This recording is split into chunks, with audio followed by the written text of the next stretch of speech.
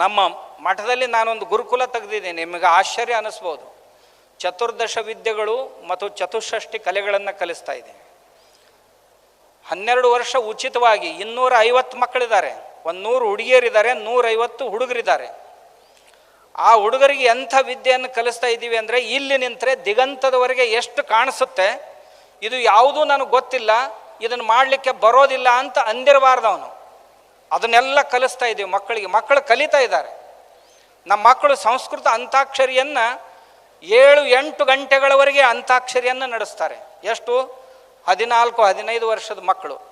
ಆಯುರ್ವೇದ ಗೊತ್ತು ಅವರಿಗೆ, ಖಗೋಳಶಾಸ್ತ್ರ ಗೊತ್ತು. ಎಲ್ಲಿಯವರೆಗೆ ಅಂದರೆ, ಇತ್ತೀಚೆಗೆ ನಾವು ಇಸ್ರೋದ ಡೆಪ್ಯೂಟಿ ಡೈರೆಕ್ಟರ್ನ ಕರೆಸಿದ್ದೆ ನಾನು, ವೆಂಕಟೇಶ್ ಶರ್ಮಾ ಅವ್ರನ್ನ. ಅವ್ರು ಹೇಳಿದರು, ಈ ಮಕ್ಕಳು ಇಷ್ಟು ಟ್ಯಾಲೆಂಟ್ ಆಗಿದ್ದಾರೆ, ಇವರಿಂದ ನಾನೊಂದು ಸ್ಯಾಟಲೈಟ್ ತಯಾರು ಮಾಡಿ ಆಕಾಶಕ್ಕೆ ಬಿಡಿಸ್ತೀನಿ ಅಂತ ಹೇಳಿದರು. ಬರೀ ಪ್ರಾಚೀನ ಅಲ್ಲ, ನಮ್ಮ ಪ್ರಾಚೀನದಲ್ಲಿ ಆಧುನಿಕತೆಯೂ ತುಂಬಿಕೊಂಡಿದೆ. ನಮ್ಮ ಗುರುಕುಲದ ಮಕ್ಕಳು ಯುದ್ಧ ಕಲೆಗಳಲ್ಲಿ 10-20 ಯುದ್ಧ ಕಲೆಗಳಲ್ಲಿ ನಿಪುಣರು. ನಮ್ಮ ಮಕ್ಕಳು ಆಯುರ್ವೇದದಲ್ಲಿ ನಿಪುಣರು, ನಿಸರ್ಗಶಾಸ್ತ್ರದಲ್ಲಿ ನಿಪುಣರು, ಗಣಿತದಲ್ಲಿ ನಿಪುಣರು. ಗಣಿತದಲ್ಲಿ ಕ್ಯಾಲ್ಕುಲೇಟರ್ಗಿಂತಲೂ ಫಾಸ್ಟಾಗಿ ಲೆಕ್ಕ ಹಾಕ್ತಾರೆ. ಎಲ್ಲ ಕೂಡಿಸೋದು, ಕಳೆಯೋದು, ಗುಣಾಕಾರ, ಭಾಗಾಕಾರ, ಕ್ಯಾಲ್ಕುಲೇಟರ್ಗೆ ಸಮಯ ಸಿಗುತ್ತೆ. ಅವ್ರು ಬರೀ ಬೆರಳುಗಳ ಮೇಲೆ ಮಾಡ್ತಾರೆ. ಅವ್ರಿಗೆ ಒಂದೊಂದು ಗ್ರಂಥಗಳು ಮುಖೋದ್ಗತ. ಮತ್ತು ಇನ್ನೊಂದು ಆಶ್ಚರ್ಯ ಅಂದರೆ, ಈ ನಮ್ಮ ಗುರುಕುಲದಲ್ಲಿ ಬಂದಂಥ ಮಕ್ಕಳು ಯಾರು ಅಂಥ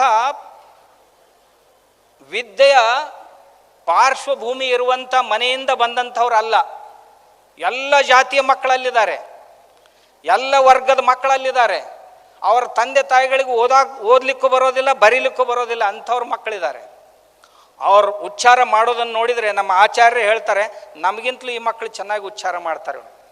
ಅಷ್ಟೇ ಅಲ್ಲ, ಅವರಿಗೆ ಶಿಲ್ಪಶಾಸ್ತ್ರವನ್ನು ನಾವು ಕಲಿಸ್ತಾ ಇದ್ದೀವಿ. ಬದುಕಲಿಕ್ಕೆ ಬೇಕಾದಂಥ ಎಲ್ಲ ಕಲೆಗಳನ್ನು, ಚಪ್ಪಲಿ ಮಾಡುವುದನ್ನು ಹಿಡ್ಕೊಂಡು ಕೇಶಕರ್ತನದವರೆಗೆ, ಒಂದು ಮೋಟಾರನ್ನು ತಯಾರು ಮಾಡೋದ್ರ ಹಿಡ್ಕೊಂಡು ರೈಲ್ವೆ ತಯಾರು ಮಾಡುವವರೆಗೂ ಅವರನ್ನು ನಾವು ತಯಾರು ಮಾಡ್ತಾ ಇದ್ದೀವಿ, ಕಟಿಬದ್ಧರನ್ನಾಗಿ ಮಾಡ್ತಾ ಇದ್ದೀವಿ. ಇದು ನಮ್ಮ ಮಕ್ಕಳು. ಬಹಳ ಜನ ನನಗೆ ಆರಂಭದಲ್ಲಿ ಅಂದರು, ಏನು ಮಾಡ್ತಾರೆ, ಇದನ್ನು ಮಾಡಿ ಏನಾಗೋದು ಅಂತ. ಈಗ ಬಂದವರೆಲ್ಲ ಕೇಳ್ತಾರೆ, ನಮ್ಮ CBSE ಸ್ಕೂಲ್ ಬಂದ್ ಮಾಡಿ ನಾವು ಇದನ್ನು ಸ್ಟಾರ್ಟ್ ಮಾಡ್ತೀವಿ, ನಮಗೆ ನೀವು ಆಚಾರ್ಯರನ್ನು ಪೂರೈಸಲಿಕ್ಕೆ ಸಾಧ್ಯನಾ ಅಂತ. ನಾನು ಹೇಳಿದೆ, ನಾನು ಕೊಡ್ಲಿಕ್ಕೆ ಆಗೋದಿಲ್ಲ, ನೀವೇ ಕಳಿಸ್ರಿ ಕೆಲವು ಜನರನ್ನು, ನಾನು ಅವ್ರನ್ನ ತಯಾರು ಮಾಡಿ ಕೊಡ್ತೀನಿ ನಿಮಗೆ ಅಂತ. ಬರುವಂಥ ಕೆಲವು ವರ್ಷಗಳಲ್ಲಿ ದೇಶದ ಪ್ರತಿ ಜಿಲ್ಲೆಗೆ ಒಂದಾದರೂ ಇಂಥ ಗುರುಕುಲಗಳು ಆರಂಭ ಆಗ್ತಾ ಇವೆ. ಜನರು ಹೆಮ್ಮೆ ಪಡುವಂಥ ಶಿಕ್ಷಾ ಪದ್ಧತಿ ದೇಶದಲ್ಲಿ ಬರುತ್ತೆ. ನಮ್ಮ ಮಕ್ಕಳಿಗೆ 8-10 ಪ್ರಕಾರದ ಸಂಗೀತಗಳನ್ನು ಕಲಿಸ್ತಾ ಇದ್ದೇವೆ, ಸಂಗೀತವನ್ನು. ಅಷ್ಟೇ ಅಲ್ಲ, ಮಕ್ಕಳು ಕಣ್ಣು ಕಟ್ಕೊಂಡು ಗ್ರಂಥಗಳನ್ನು ಓದ್ತಾರೆ. ನಮ್ಮ ಮಕ್ಕಳು ಯಾವುದೇ ಅಪರಾಧ ಮಾಡಿರಲಿ, ಯಾವುದೇ ಕೆಲಸ ಇರಲಿ, ಕಣ್ಣು ಮುಚ್ಕೊಂಡು ಕೂತ್ರೆ ಆ ಅಪರಾಧ ಮಾಡಿದಂಥ ವ್ಯಕ್ತಿ, ಇತ್ತೀಚೆಗೆ ಜೂನ್ 27ರ ಪೂರ್ವದಲ್ಲಿ ಒಂದು ಮಾತನ್ನು ಹೇಳಿದ್ರು ನಮ್ಮ ಮಕ್ಕಳು, ಒಂದು ಬಹುದೊಡ್ಡ ಅಪಘಾತ ಆಗಲಿದೆ ದೇಶದಲ್ಲಿ ಅಂತ. ಅದು ಒಡಿಸ್ಸಾದಲ್ಲಿ ರೈಲ್ವೆ ದುರಂತ ಆಯಿತು. ತದನಂತರದಲ್ಲಿ ಹೇಳಿದ್ರು, ಆ ಘಟನೆಗಳು ಘಟಿಸಿದ್ದು. ಇಷ್ಟೇ ಅಲ್ಲ, ಅವ್ರ ಎದುರಿಗೆ ನೀವು ಯಾರಾದರೂ ಕೂತ್ರೆ ನಿಮ್ಮ ಮನೆಯಲ್ಲಿ ಯಾವ ವಸ್ತುವನ್ನು ಎಲ್ಲಿ ಇಟ್ಟಿದ್ದೀರಿ ಅನ್ನೋದನ್ನು ಅತ್ಯಂತ ಅನುಚಾನವಾಗಿ ಹೇಳ್ತಾರೆ. ನೀವು ಇಂಥ ಕಪಾಟ್ನಲ್ಲಿ ಅದರ ಒಳಗಡೆ ಇನ್ನೊಂದು ಲಾಕ್ ಇದೆ, ಆ ಲಾಕರ್ನಲ್ಲಿ ಇಷ್ಟು ಬಂಗಾರ ಇದೆ, ಇಷ್ಟು ಬೆಳ್ಳಿ ಇದೆ, ಇಷ್ಟು ಹಣ ಇದೆ ಅಂತ ನಿಶ್ಚಿತವಾಗಿ ಹೇಳ್ತಾರೆ. ಇಷ್ಟೇ ಅಲ್ಲ, ನಾವು ಏರ್ ಸ್ಟ್ರೈಕ್ ಮಾಡಿದಾಗ ಕ್ಯಾಪ್ಟನ್ ಅಭಿನಂದನ್ ಅರೆಸ್ಟ್ ಆದಾಗ ಕೇಳಿದೀವಿ, ಈ ಹುಡುಗ ಎಲ್ಲಿದ್ದಾನೆ ಅಂತ. ಅವ್ರು ಹೇಳಿದರು, ಪಾಕಿಸ್ತಾನ ಮಿಲಿಟ್ರಿ ಕೈಯಲ್ಲಿದ್ದಾನೆ ಅಂತ. ಎಂದು ಬಿಡ್ತಾರೆ ಇವನ್ನ, 2 ದಿವಸದಲ್ಲಿ ಬರ್ತಾನೆ ಅಂತ ಹೇಳಿದರು.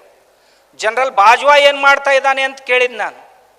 ಜನರಲ್ ಬಾಜ್ವಾ ಭಾರತದ ಮೇಲೆ ಆಕ್ರಮಣ ಮಾಡುವ ಕುರಿತು ಅವರ ಹಿರಿಯ ಅಧಿಕಾರಿಗಳ ಜೊತೆ ಚರ್ಚೆ ಮಾಡ್ತಾ ಇದ್ದಾನೆ, ಆದರೆ ಯಾವ ನಿರ್ಣಯಕ್ಕೂ ಅವ್ರು ಬರಲಿಕ್ಕೆ ಆಗೋದಿಲ್ಲ ಅಂತ. ಇದು ಒಂದು ವಿದ್ಯೆ. ನಮ್ಮ ಮಹಾಭಾರತದಲ್ಲಿ ಧೃತರಾಷ್ಟ್ರನಿಗೆ ಸಂಜಯ ಏನು ರನ್ನಿಂಗ್ ಕಾಮೆಂಟ್ರಿ ಮಾಡ್ತಾ ಇದ್ದ, ಆ ವಿದ್ಯೆ ಇದು. ಬೇಕಾದದ್ದನ್ನು ಬೇಕಾದಲ್ಲಿಂದ ನೋಡಿ ತಿಳಿಸ್ಬೋದು. ಆ ವಿದ್ಯೆ ಇನ್ನೂ ಜೀವಂತವಾಗಿದೆ ನಮ್ಮ ದೇಶದಲ್ಲಿ, ಇದನ್ನು ಮಾಡಬಹುದು. ನಾನು ಇತ್ತೀಚೆಗೆ ಹೀಗೆ 2024ಕ್ಕೆ ಪೂರ್ವದಲ್ಲಿ ಒಂದು ದೊಡ್ಡ ಅಟ್ಯಾಕ್ ಆಗುವಂಥ ಸಂಭವ ಇದೆ, ಭಾಳ ಜನ ಹೇಳಿದ್ದಾರೆ. ಹಾಗಾದರೆ ಅದಕ್ಕಾಗಿ ಟ್ರೈನಿಂಗ್ ಯಾವ ಗ್ರಾಮದಲ್ಲಿ ನಡೆದಿದೆ, ಅವ್ರಿಗೆ ಯಾರ್ಯಾರು ಜನ ಏನೇನು ಪೂರೈಕೆ ಮಾಡ್ತಾ ಇದ್ದಾರೆ ವ್ಯವಸ್ಥಾಪನೆಗೆ, ಎಲ್ಲವನ್ನು ನಿಶ್ಚಿತವಾಗಿ ಹೇಳುವ ವ್ಯವಸ್ಥೆ ಇದೆ ನಮ್ಮ ವಿದ್ಯೆಯಲ್ಲಿ. ಅದು ನಮ್ಮ ಮಕ್ಕಳು ಕಲಿಬೇಕು. ಅಂಥದ್ದನ್ನು ನಾವು ಕಲಿತೀವಿ ಅಂದರೆ ನಾವು ಸುರಕ್ಷಿತ, ದೇಶನೂ ಸುರಕ್ಷಿತ. ಇದಕ್ಕೆ ಯಾವ ಟೆಕ್ನಾಲಜಿ ಬೇಕಾಗಿಲ್ಲ, ಲೈಟ್ ಬೇಕಾಗಿಲ್ಲ, ಇದಕ್ಕೆ ಯಾವ ರಾಕೆಟ್ಸ್ ಬೇಕಾಗಿಲ್ಲ, ರಡಾರ್ಸ್ ಬೇಕಾಗಿಲ್ಲ, ಆಮೇಲೆ ಮತ್ತಾವುದು ಬೇಕಾಗಿಲ್ಲ. ಬರೀ ಧ್ಯಾನದಿಂದ ಇದನ್ನು ಕಲೀಲಿಕ್ಕೆ ಸಾಧ್ಯ. ಆಮೇಲೆ ತಾವು ಯಾವುದನ್ನು ಕಿವಿ ಹಿಡ್ಕೊಂಡು ಊಟ ಬೈಟಕ್ಕಂತೀವಲ್ಲ, ಅದು ಶಿಕ್ಷೆ ಅಲ್ಲ, ಅದು ಒಂದು ವಿದ್ಯೆಯನ್ನು ಪಡೆಯುವಂಥ ಸಾಧನೆ. ಅದನ್ನು ನಾವು ಮಾಡಿ ನೋಡಿದ್ವಿ. ಇವುಗಳನ್ನು ಜಗ್ಗೋದ್ರಿಂದ ಸ್ಮರಣ ಶಕ್ತಿ ಹೆಚ್ಚಾಗುತ್ತೆ ಅನ್ನೋದನ್ನು